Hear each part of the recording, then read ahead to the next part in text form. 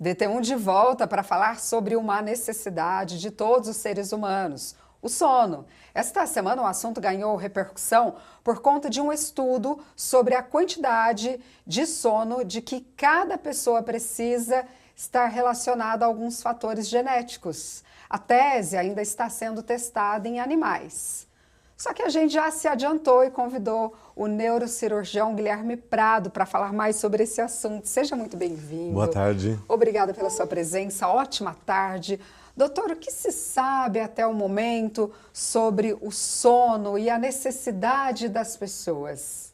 O sono é um processo básico de reparação celular, assim como um processo relacionado às funções vitais do corpo. É importante que a gente entenda o sono como uma necessidade que nós temos para poder existir e fazer as nossas funções de uma maneira adequada e correta. Então, a partir do momento que a privação do sono ela aparece, em alguns casos, muitas pessoas podem sentir mais até do que outras, né? Então isso é uma diferença importante que seja dita. Há diferença individual de quantidade de sono de pessoa para que possam executar seus trabalhos de maneira devida e sem limitações.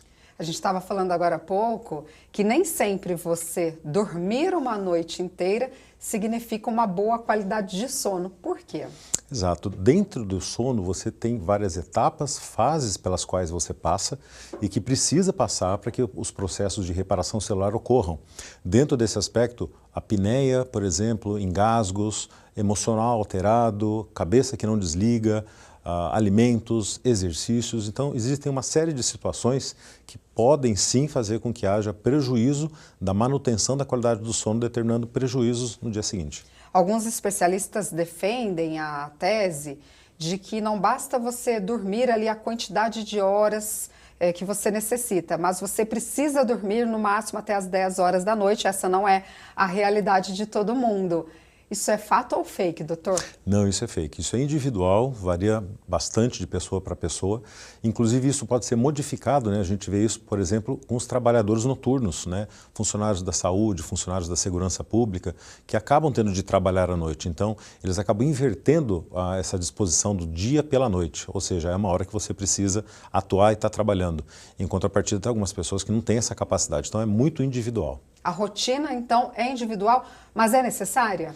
Sim, é necessário porque senão os processos, principalmente de reparação do celular, não vão acontecer. E problemas relacionados ao sono podem advir, a falta do sono podem advir, né? Por exemplo, a ingestão de carboidratos, a necessidade de saciedade, o cortisol vai estar desregulado. Então, muitas coisas podem decorrer de uma noite de sono mal dormida. Dormir sempre no mesmo horário ajuda? É um hábito de higiene do sono, né? Você ter a hora do sono bem feita, a hora do sono de maneira mais estável ao longo do seu dia, sim, pode fazer com que o seu hábito de sono seja muito melhor. Estamos agora no outono, uma estação de transição. Dias mais frios, dias mais quentes. E aí o corpo tem necessidades diferentes? Tem necessidades diferentes, principalmente para um hormônio que se chama melatonina, que é produzido durante a noite. Então, como agora no inverno as noites são mais longas, então você começa a produzir mais melatonina mais cedo, ou seja, diferente durante o verão que você tem noites mais curtas. Então, sim, há uma diferença muito grande relacionada à exposição ao sol, assim como as questões respiratórias também que pioram nessa época e podem ser um influenciador negativo do sono. Algumas pessoas tomam a melatonina, obviamente com indicação médica. Agora, doutor, se a pessoa dorme bem, acorda descansada e já tem mais de 40, 50 anos, mesmo assim ela precisa da melatonina ou não? São para casos específicos? A melatonina ela entra como um adjuvante, tá? A suplementação, isso como você bem ponderou, é muito individual, né?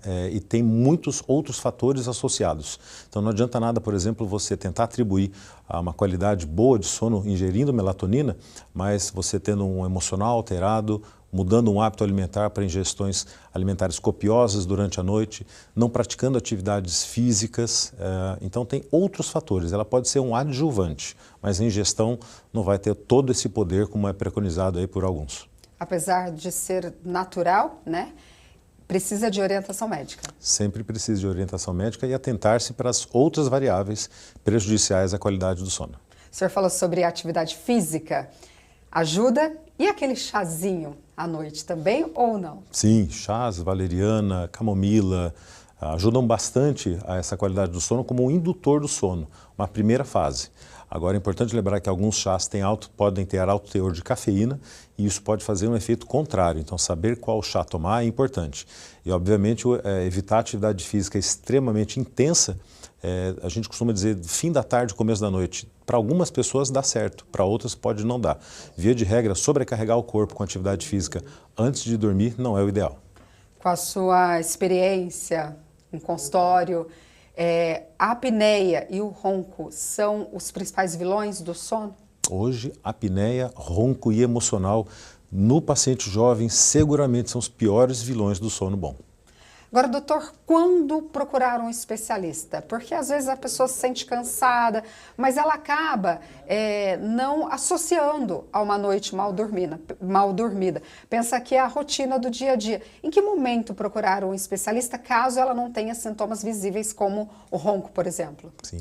Acho que o grande divisor de águas para todo mundo que começa a ter alguma possibilidade de atribuir um culpado porque a sua vida está ruim ao sono, é a sua performance individual ao longo do dia, coisas que você tinha condição de fazer antes, hoje está mais difícil, está mais complicado, demanda um esforço maior, uma necessidade de empenho maior. Então os prejuízos das suas atividades que antes eram feitas de maneira tranquilas, passando a se tornar mais difícil, mais penoso, acho que essa é uma boa hora de falar, será que eu estou dormindo bem? E algumas pessoas dormem muito pouco e acordam bem. Algumas pessoas acordam até para começar a produzir o quanto antes porque não conseguem ficar na cama, enfim.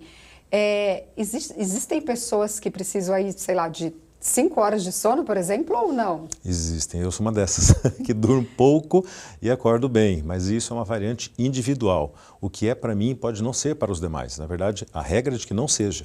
Então o importante é que você se adapte às suas necessidades, mas não tenha os prejuízos para isso. E lembrar que o sono é importantíssimo ao longo de todas as fases da vida, seja na criança, seja na idade adulta e principalmente na senilidade, no envelhecimento. Pode reparar que muitos idosos têm poucas horas de sono. Então é importante que essas horas sejam bem dormidas para que outros problemas, principalmente de memória, não decorram daí. Silêncio é fundamental, doutor? Silêncio, sim, fundamental para que você possa fazer esse sono ser eficaz. Muito obrigada pela sua participação mais uma vez, sempre bem-vindo. Obrigado, Milena, Tchau, obrigado tchau. pela oportunidade.